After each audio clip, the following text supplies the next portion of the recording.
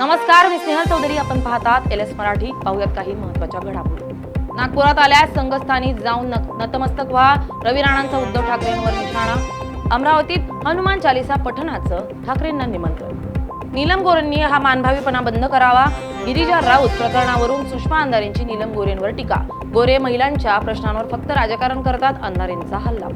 पंडित जवाहरलाल नेहरूंचं भारताच्या प्रगतीत योगदान, त्यांचं योगदान कोणीही नाकारलं नाही.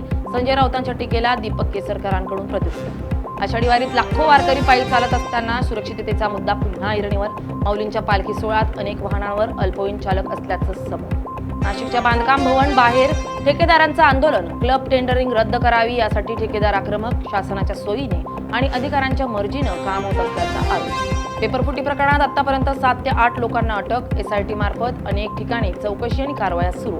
या प्रकरणाच्या खोलात जाऊन शेवटच्या माणसापर्यंत पोहोचून कठोर शिक्षा दिली जाईल. शिक्षण मंत्री दादा भुसेंचं आश्वासन.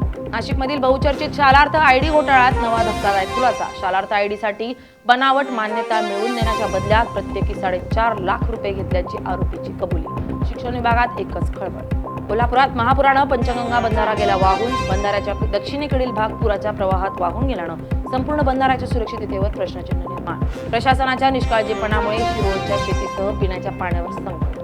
छत्रपती संभाजीनगरमधील देवगिरी किल्ला परिसरात गेल्या काही महिन्यांपासून बिबट्याचा वावर. रविवारी मध्यरात्री बिबट्याचे एक पिल्लू जेरबंद. ड्रोनच्या मदतीनं उर्वरित बिबट्यांचा शोध सुरू.